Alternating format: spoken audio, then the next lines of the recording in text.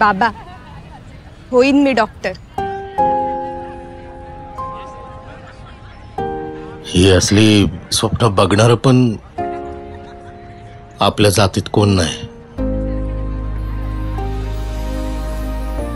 मग काय झालं? आम्हा मुलींचं व्यावसायिक शिक्षण मोफत केले शिंदे साहेबांनी. मुलींना मोफत उच्च शिक्षण योजना देणारे एकमेव नेते एकनाथ शिंदे.